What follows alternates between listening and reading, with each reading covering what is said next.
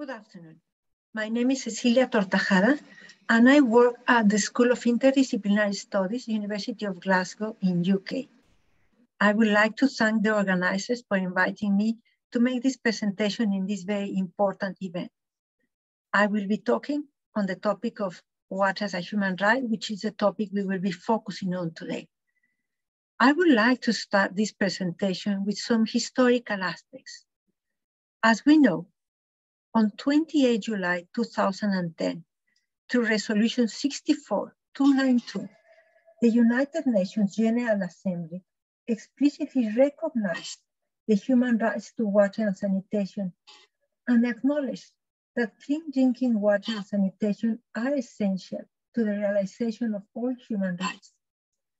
The resolution calls upon states and international organizations to provide financial resources, help capacity building and technology transfer to help countries, in particular developing countries, to provide safe, clean, accessible, and affordable drinking water and sanitation for all.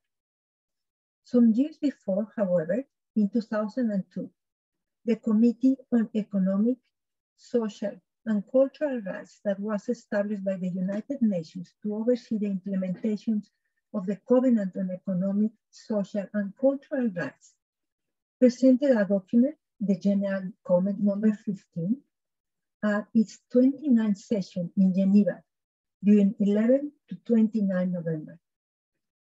This comment reinterpreted Articles 11 and 12 of the Covenant and concluded that water could be considered to be a human right. Under Article 11, the General Comment noted that the adequacy of water should not be treated narrowly by only referring to it to volumetric quantities and technologies. Instead, water should be treated as a social and cultural good and not primarily as an economic good. The manner of the realization of the right to water should also be sustainable, ensuring that the right could be realized for present and future generations. The timing of the publication of the General Comment just before the Third World Water Forum in Kyoto in March 2003 was not coincidental.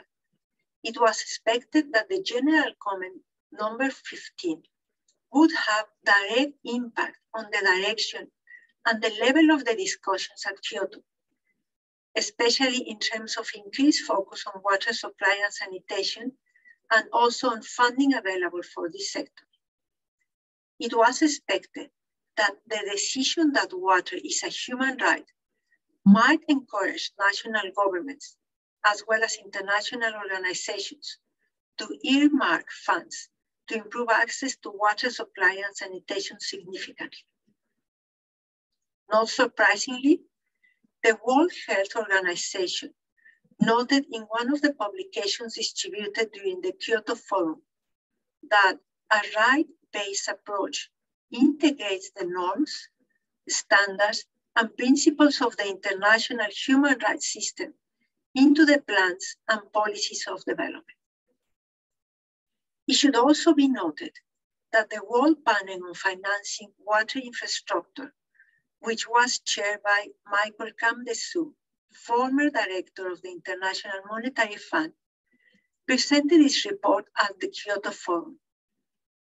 It was thus not unrealistic to expect that the Kamdesu report and the resulting discussions at Kyoto and thereafter in other appropriate international fora may generate additional investment funds for the water supply and sanitation sectors. The panel was expected to address the ways and means of attracting new financial resources. The report, the Kamdesu report, was entitled Financing Water for All, and gave the initial impression that it would address how new sources of investment could be allocated to promote water infrastructural development, including universal access to clean water.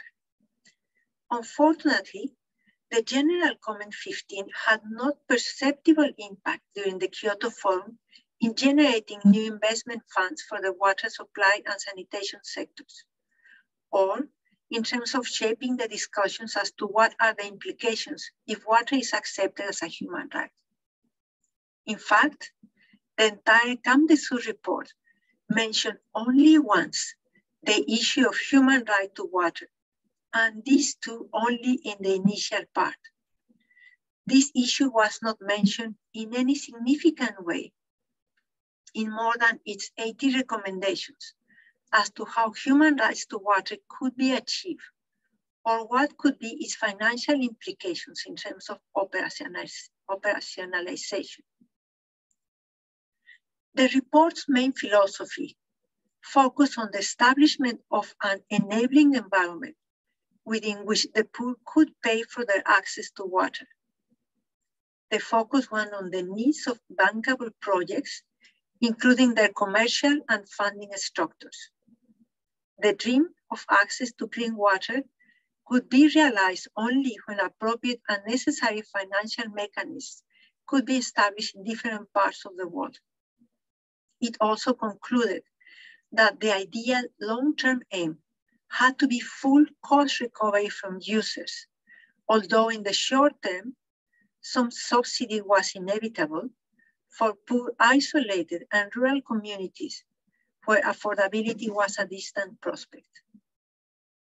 The report also pointed out that tariffs would need to rise in many cases, but the flexible and imaginative use of targeted subsidies to the truly poor would be called for to make this cost recovery acceptable, affordable, and therefore sustainable.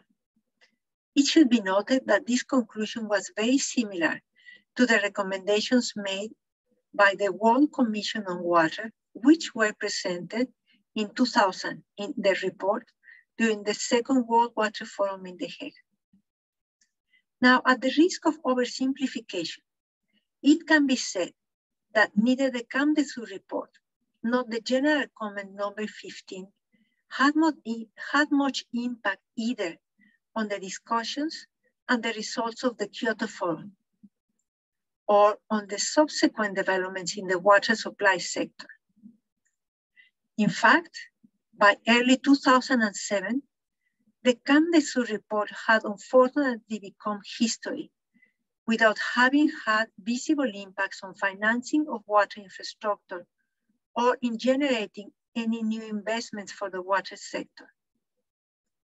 As far as the General Comment number 15 is concerned, it probably had a marginally better fate than the qu'avons-nous report in terms of its implementation or its acceptance by the mainstream water profession.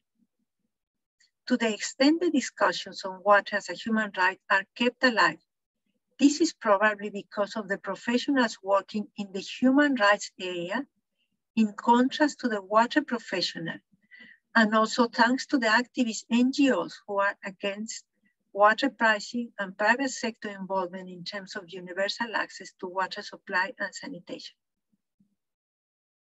As the former World Bank President Wolfensohn has noted, to some governments who constitute the bank shareholders, the very mention of the word human rights is an inflammatory language, quote unquote. It should be noted that the word rights often has different meanings for different constituencies.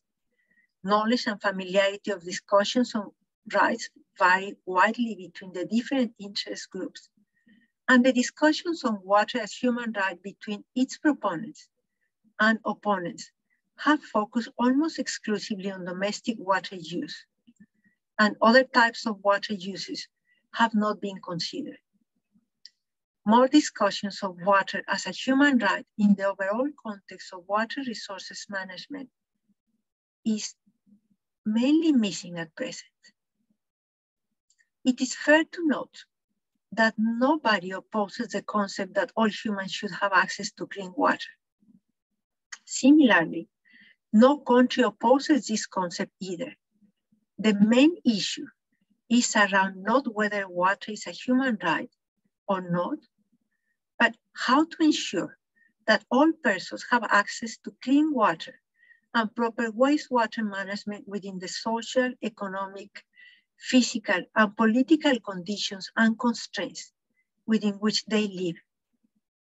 The solutions and the implications for the problems to be solved are complex and are likely to differ from one place to another.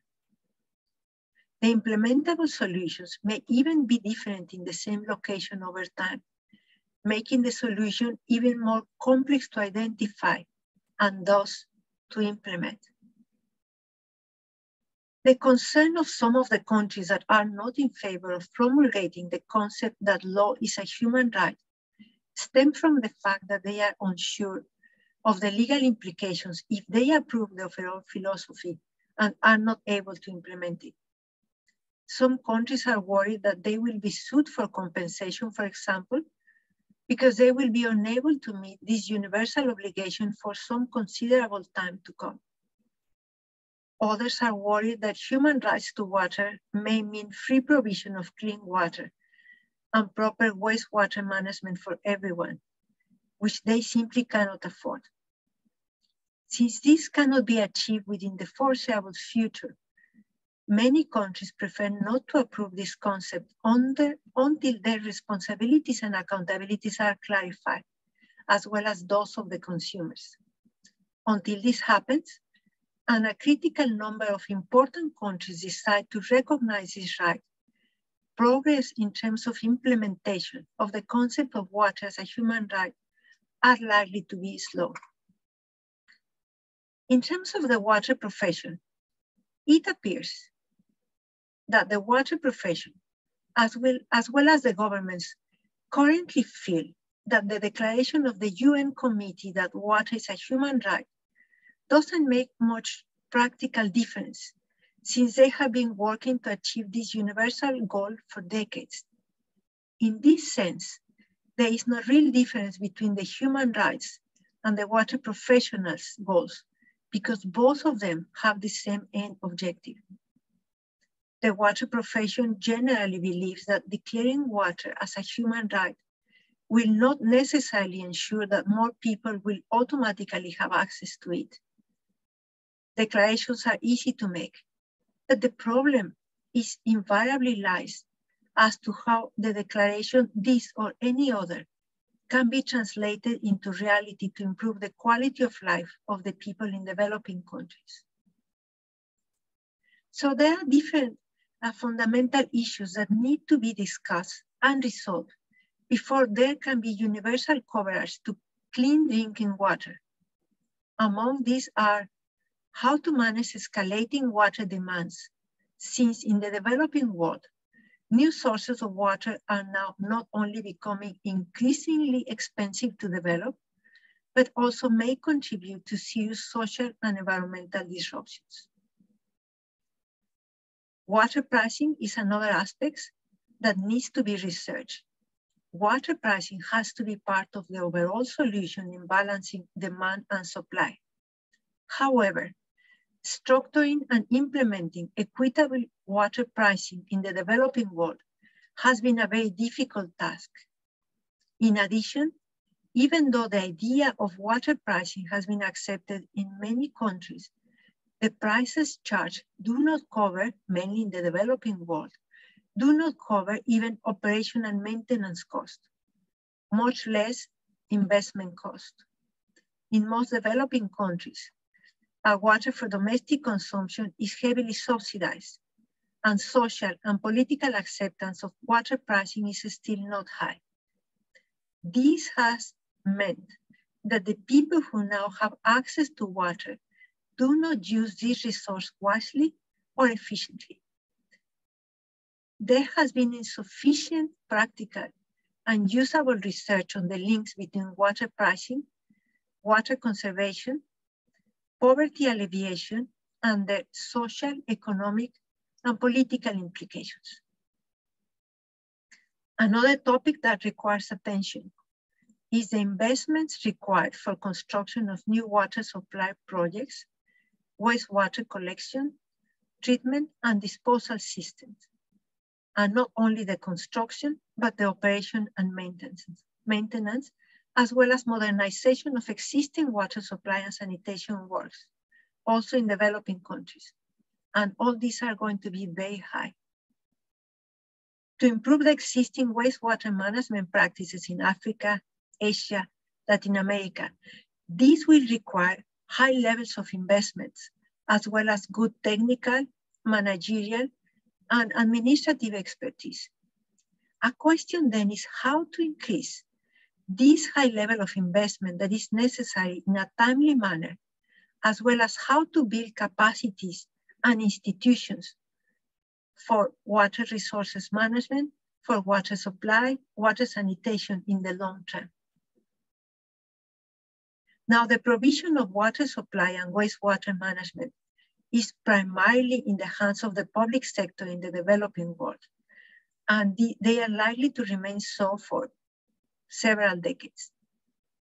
The overwhelming majority of these public sector institutions are not efficient, and they face continual political interferences. Under these conditions, even if the investments required are somehow made available, the funds are highly unlikely to be used properly and efficiently. And so a major constraint to ensure universal access to clean water will be how to make the existing public sector institutions more efficient and maintain this efficiency. Also, how to build capacities within the institutions. Another aspect is the multinational private sector companies that initially invested in water supply and sanitation, but later on lost their enthusiasm in managing water supply projects in the developing world. An aspect that needs to be discussed is the potential roles of the national private sector companies and the roles they can take within the water supply systems of cities. New types of models of public-private partnerships need to be formulated and studied in the coming years with national or even regional private sector companies, which could accelerate access to clean water in developing countries. Local or regional private sector companies can play an important role in water supply, desalination of seawater or brackish water, and also sanitation and wastewater management. In order to promote private sector involvement, the public sector has to become more aware of the aspects that the private sector can do better than the public sector. And those areas where the private sector may have a competitive advantage. These aspects could be outsourced to the national private sector, not necessarily international. However, in any case, this will require transparent and enforceable laws and regulations. And more research needs to be done on these topics. So in terms of a research agenda for the future, in terms of water as a human right, following areas should be given priority. Water as a basic need or as a human right, as this will imply different situations. Rights and responsibilities of various stakeholders if water is to be considered as a human right. Water pricing, the roles of public and private sector, their efficiency, their involvement, the transparency means, the funding, legal and regulatory frameworks, and water and the elderly. Knowledge in all these areas is important, or more knowledge in all these areas is important to inform policies, mainly as more than 2 billion people lack access to clean water, and more than 4 million people lack access to safe sanitation services. With this, I finish my presentation and thank once again the organizers for inviting me today to this very important event.